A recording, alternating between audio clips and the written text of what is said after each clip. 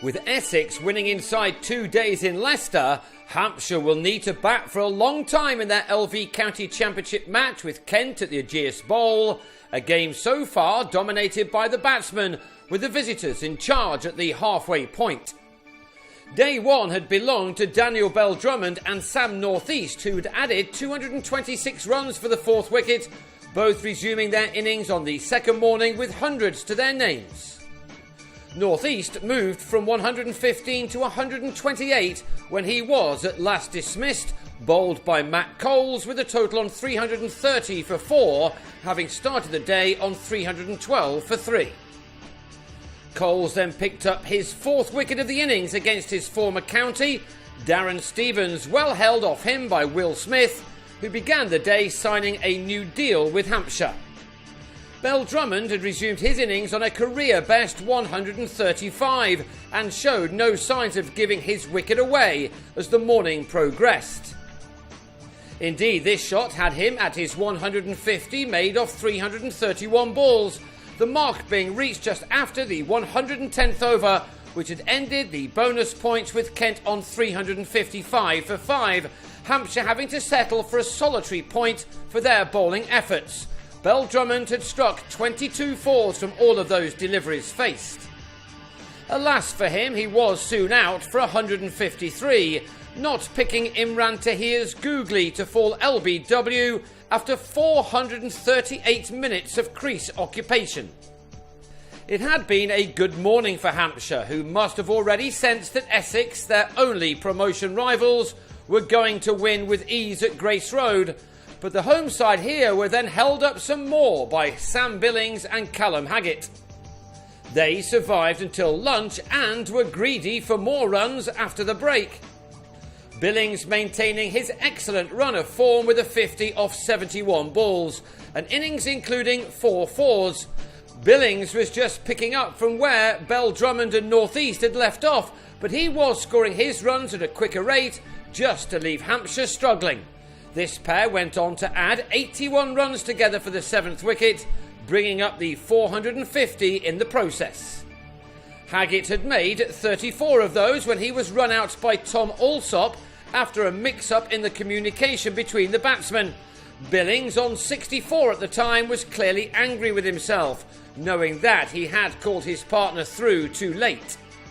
Billings didn't let that affect him, however. He began to produce the kinds of shots which saw him become one of the star performers in the 50-over competition this summer. He took on Smith with a succession of one-day shots. The 23-year-old has made this season the one where he's developed his game beyond all recognition. With James Treadwell, another 48 runs were added for the 8th wicket to bring up the 500, Treadwell making 23.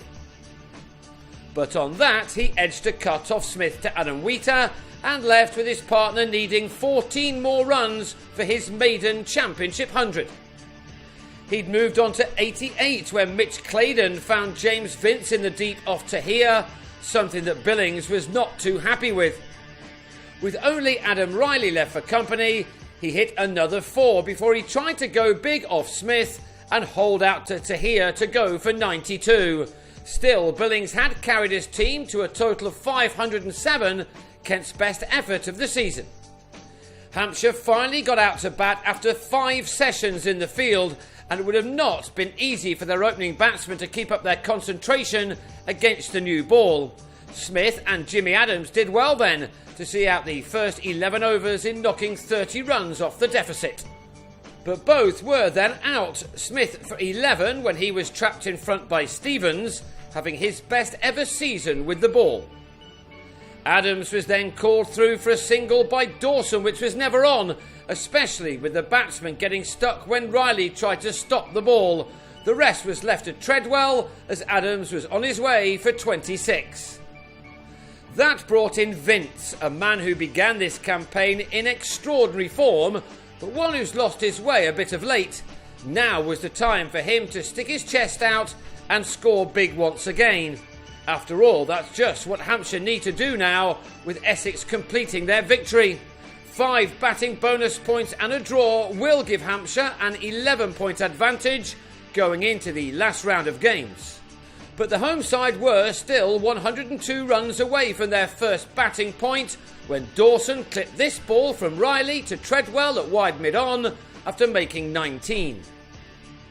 So a lot then will rely on Vince, who got to a 50 for the 10th time this year in this tournament. This one came off 65 balls from which the boundary had been found on 8 occasions. Vince needed to see out the day and then think about many more runs on the penultimate one. He did the first part of that by advancing his score to 64 by the close and adding 29 runs with Alsop, an 18-year-old making his first-class debut.